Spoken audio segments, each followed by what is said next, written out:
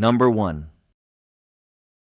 The Terminator Hell Pig. Nebraska, about 20 million years ago.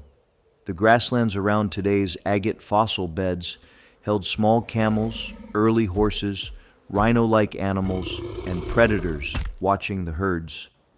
Among the most frightening was Daeodon, an intellidont often nicknamed a hell pig.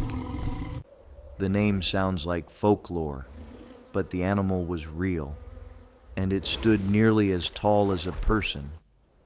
Daeodon was not a true pig.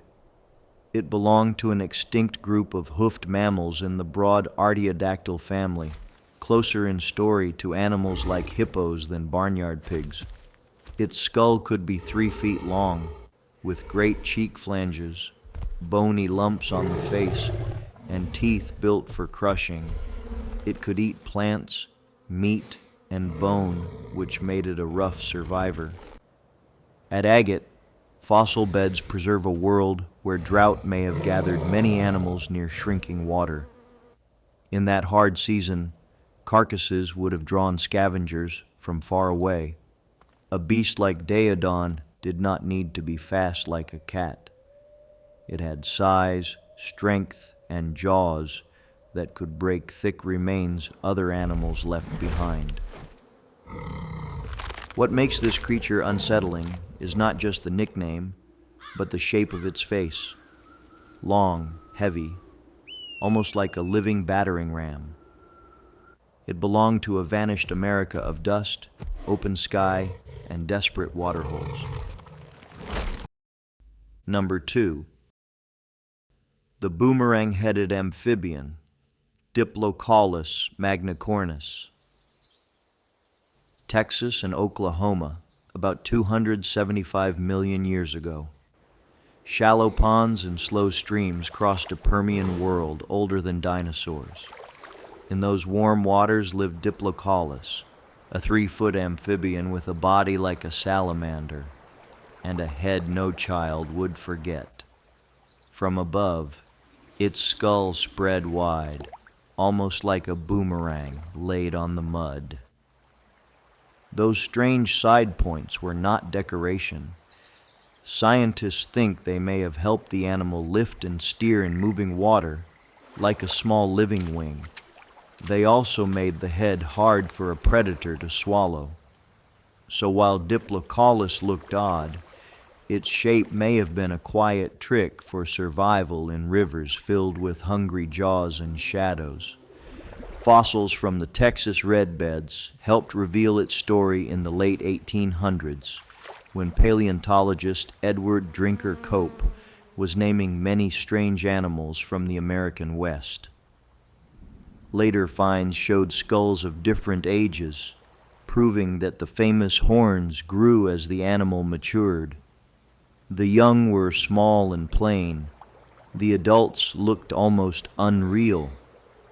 That is the magic of Diplocalus. It was not a dragon, not a monster, and not a made-up creature from a book. It was a real animal that lived before mammals ruled and before flowers brightened the land. In the red stone of Texas and Oklahoma, its boomerang head still seems to glide through old water, as if deep time left one last ripple.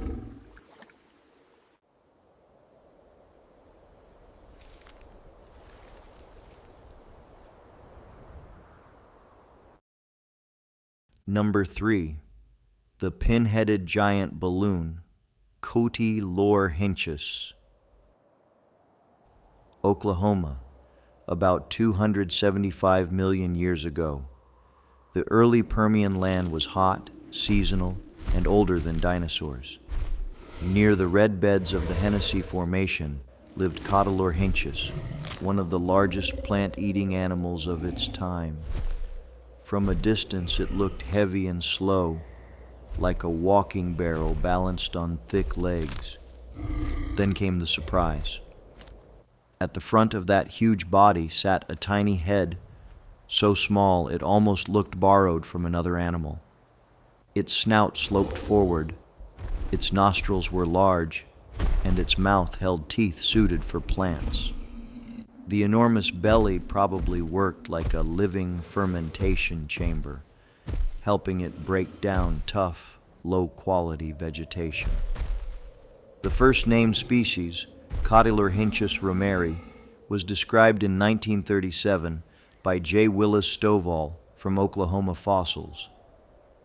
Later finds around the Norman area helped show that it was a cassid synapsid, a distant cousin on the long branch of life that would eventually lead to mammals. It was not a reptile in the simple modern sense, but something older and stranger. Its story is the comedy and wonder of evolution: a tiny face, a giant body, and claws on broad feet pressing into Permian soil.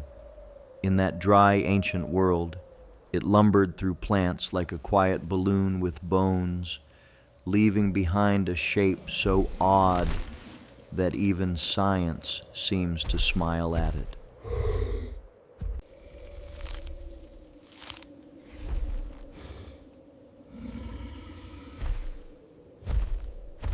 Number 4. The antler-headed pterosaur, Nyctosaurus. Kansas, about 85 million years ago. The middle of North America was covered by the Western Interior Seaway, a warm inland ocean with fish, turtles, and giant marine reptiles. Above those waves flew Nyctosaurus, a light pterosaur from the Niobrara chalk. It was not a dinosaur, but a flying reptile built for long glides over water. Its strangest feature rose from the back of the skull. Adults carried a huge branching crest, nearly 3 times longer than the head itself. It looked like thin antlers or the mast of a little sailboat. Scientists still debate whether it helped with display, balance, or recognition, but it made the animal unforgettable in the bright sky. The first Nyctosaurus fossils were named in the 1870s during America's Great Fossil Rush. Later in 2003, new crested skulls showed just how extreme this animal could become. Its wings were strange too, because most fingers had vanished, leaving only the long wing finger to hold the flight membrane. It was a flyer trimmed down for open sea wind. Imagine it at sunset over Cretaceous Kansas, crossing waves where farms and highways stand today. Above, this antler-headed shadow rode the air without a sound. When the seaway dried away, Nyctosaurus disappeared with it.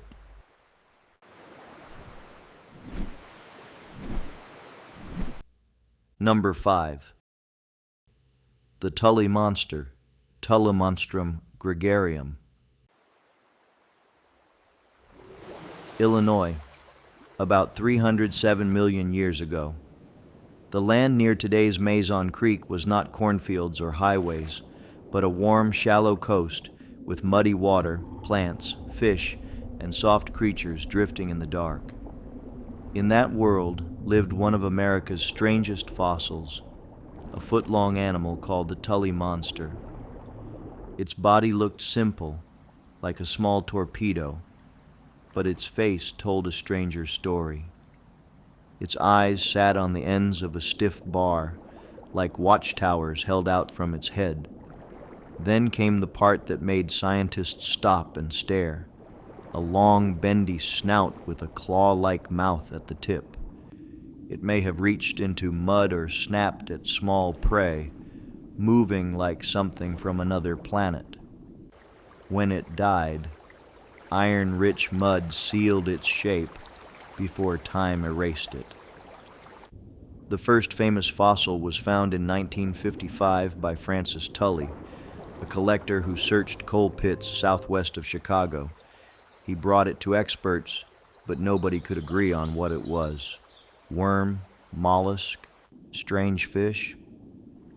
For decades, museum drawers held these flat, rusty shapes, and every answer opened another question. Illinois later made it the official state fossil. In 2016, researchers argued it was related to lampreys, a jawless fish group, though other scientists still debate parts of that answer. That is why the Tully monster remains so powerful. It is not huge. It is not fierce. It is a small mystery pressed into stone. Number 6. The slingshot-horned mammal. Texas, about 10 million years ago. The plains were open, grassy, and alive with early horses, camels, and strange hoofed mammals. Among them walked Scythe-clawed, a distant camel relative with a body that looked almost normal at first glance. But then it turned its head, and that animal became unforgettable. Above its eyes were two small horns, like many hoofed animals might carry. The real wonder grew from the tip of its snout, a long horn ending in a fork shaped like a child's slingshot. Only the males are thought to have carried this odd Y-shaped weapon, turning a peaceful plant eater into a strange face on the Miocene plains. Scientists place Synthetosaurs among the protosaurids, a vanished North American family that became famous for unusual headgear. Its fossils are known from Texas and other Great Plains deposits, giving us a picture of a time when grasslands were spreading and display mattered. A male with a bigger fork may have looked stronger to rivals and mates nearby. Picture two of them meeting near a dusty waterhole, lowering those slingshot horns without needing a roar. The scene feels almost funny, but also ancient and serious. Synthetosaurs survived with grass, speed, and a face built for contests.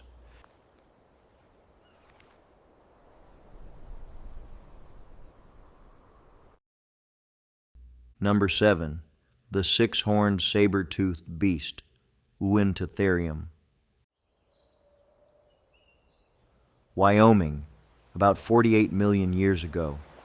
The Bridger Basin was warmer, greener, and filled with early mammals finding their place after dinosaurs were gone.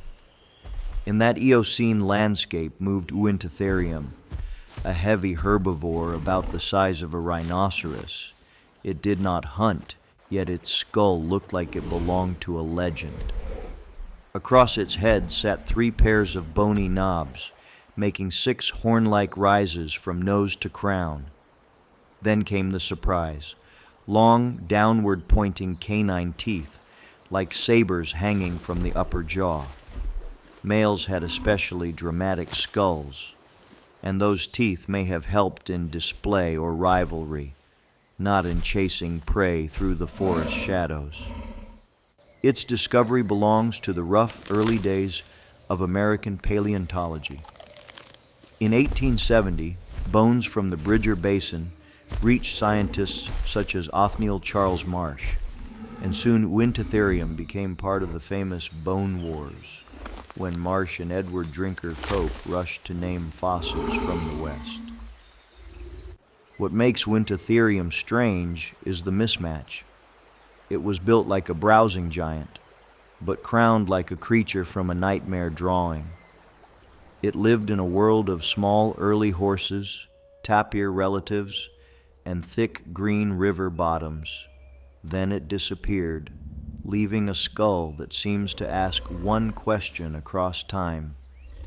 How could something so gentle look so fierce?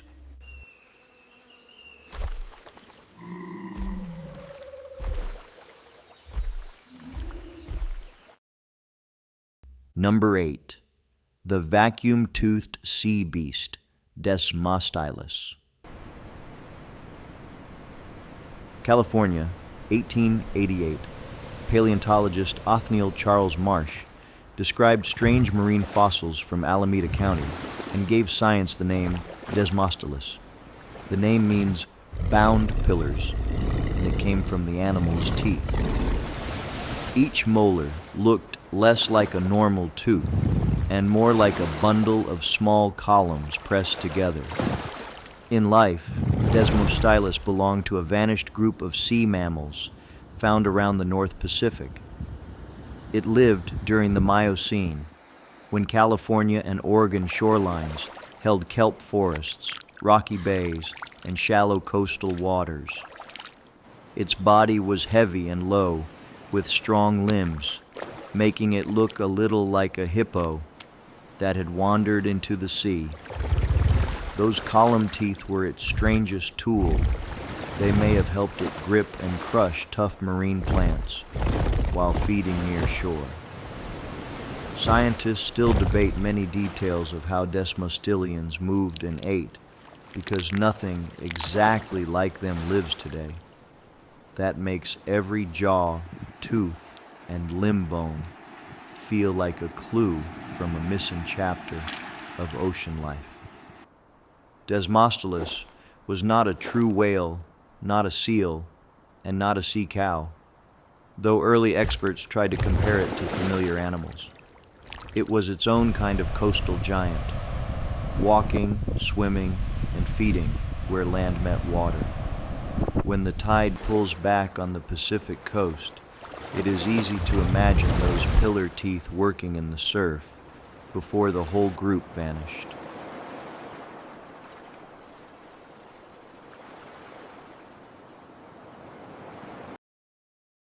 Number 9. The ironing board shark, Scythe-clawed. Montana, about 330 million years ago, a warm tropical carboniferous sea covered the place where Bear Gulch limestone would one day form. Small fish, crinoids, and shark-like hunters moved through quiet water. Among them was Scythe-clawed, a cartilaginous fish that might have looked almost ordinary until a male turned and showed its back. Instead of a simple fin, mature males carried a flat-topped spine and dorsal structure shaped like an anvil or ironing board. It was covered with tiny tooth-like points called denticles. Even stranger, a matching patch of rough denticles sat on top of the head, as if the animal wore a brush above and behind its face. For years, scientists have debated what this spine brush was for. It may have helped males show off, recognize each other, or make them harder for larger predators to attack. Fossils from Bear Gulch are famous because they preserve delicate details of ancient sea life, and Scythe-clawed became one of the site's weirdest little celebrities.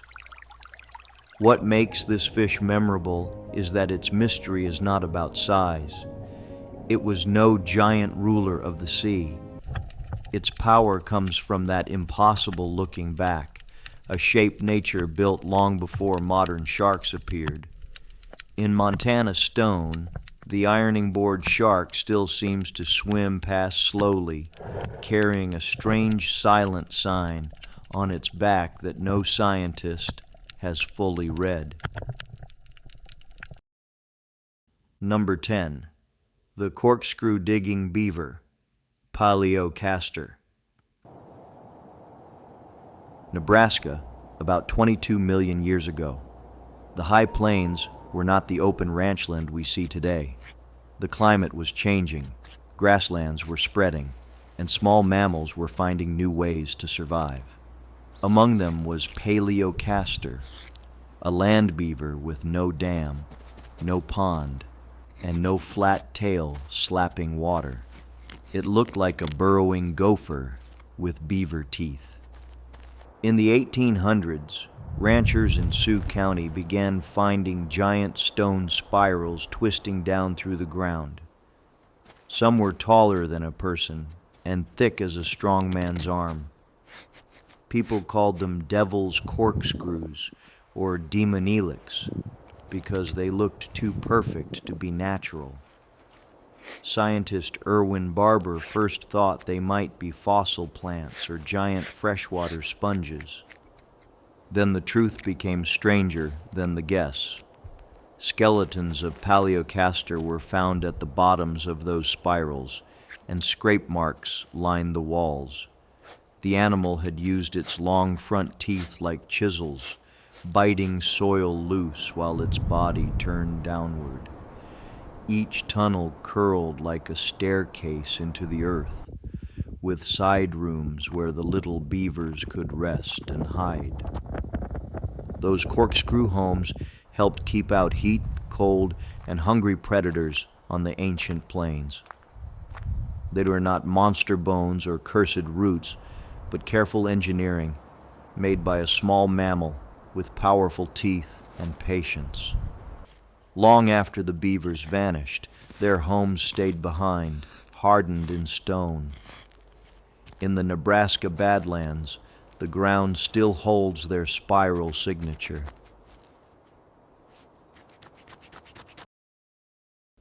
Number 11. The land-walking river monster, Hyneria linde. Pennsylvania. About 365 million years ago, rivers crossed the Catskill landscape, carrying mud, plants, and early four-footed animals along their banks. In those Devonian waters lived Hyneria linde, a giant lobe-finned fish built like a river ambush. It reached lengths far beyond any normal fish a modern child would expect in a stream. Hyneria's body was powerful, but its fins made it special. They were thick and muscular, with strong bones inside, the same broad fin family that connects these fish to the story of animals moving toward land. It could not walk like a crocodile, but could likely push through shallows, mud, and tight water where weaker swimmers couldn't go. Its fossils were first described from Pennsylvania in the 1960s, and later study gave scientists a clearer picture after long collecting in the Catskill Formation. Its mouth carried large pointed fangs, some about 2 inches long, sharpened for grabbing prey in dark river water. Small early land animals near the edge weren't safe. What makes Hyneria so interesting is the border it lived on. It belonged to water, yet its fins hinted at a changing world where land became a new stage for life. Picture a quiet Devonian bank, then a heavy shape rising from brown water. The splash fades, the mud settles, and the ancient river keeps moving, hiding a hunter almost ready for shore. Number 12. Jefferson's giant claw, ground sloth. Virginia, 1797. Long before dinosaur museums filled American cities, a box of giant bones reached Thomas Jefferson.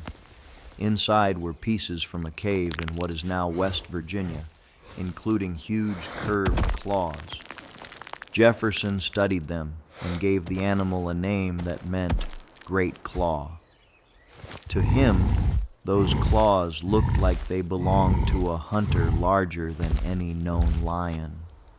The truth was even more surprising. The bones belonged to Megalonyx, a giant ground sloth that later proved to be a plant eater.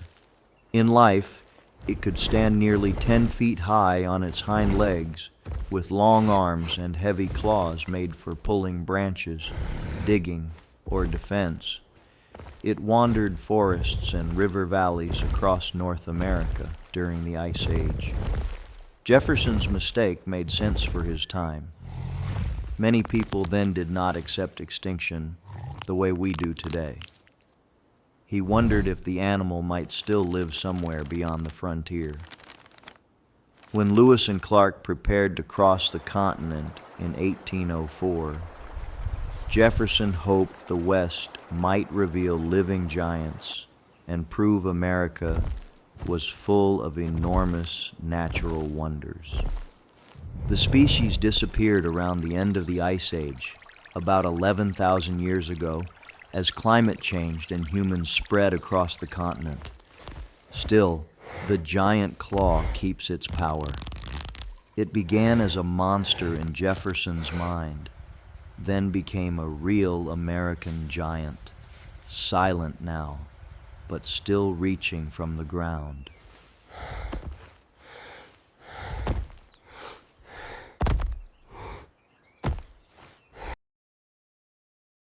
Number 13. The scythe-clawed dinosaur, Nothronicus. New Mexico, 1996. Fossil hunters working near the Zuni Basin found bones from a dinosaur that did not match the usual story. A theropod from a broad meat-eating line as famous predators, yet its body looked soft, heavy, and strange. When Nothronicus was named in 2001, its name meant slothful claw. It lived about 90 million years ago in the late Cretaceous, when the climate was warm and the western interior seaway changed the land. Nothronicus had a long neck, small head, wide hips, and a pot belly. Instead of chasing prey, it likely used leaf-shaped teeth and long arms to feed on plants, moving like a giant ground sloth. Its hands carried the feature that made it famous, long, curved claws like garden scythes. They were not made for tearing through movie monsters. They probably helped pull branches close, strip leaves, or defend it if danger came too near. A second species, Nothronicus graphemi, was later described from Utah, making the story even richer. One branch of the theropod family gave the world hunters like T-Rex, while another produced this peaceful, feathered-looking browser with sickle hands. Number 14. The armor-shielded scissorfish, Dunkleosteus terrelli. Ohio about 360 million years ago. Before Cleveland had streets, factories, or lakefront lights, a Devonian sea covered the region. In that water lived Dunkleosteus terrelli, one of the most famous armored fishes found. Its fossils come from the Cleveland Shale, dark rock that still preserves the memory of the age of fishes. Dunkleosteus did not have teeth like a shark. Instead, the front of its body carried heavy plates of bone, and its jaws formed sharp cutting edges. When those plates closed, they worked like giant shears. Older books often pictured it as a 30-foot sea monster, though newer studies suggest many adults were shorter, stockier, and still very powerful. The species was named for David Dunkel of the Cleveland Museum of Natural History, where important specimens helped make it an Ohio icon. In 2021, Ohio named Dunkleosteus terrelli its official state fossil fish. That title fits because few fossils connect a modern city so strongly to an ancient ocean buried beneath its feet. What makes Dunkleosteus unforgettable is its face, a shield, a blade, and a warning all at once. It belonged to the placoderms, armored fish that ruled before modern sharks became the ocean's symbol of fear. If you enjoyed this video, please click the like button. And don't forget to subscribe to this channel. See you in the next one.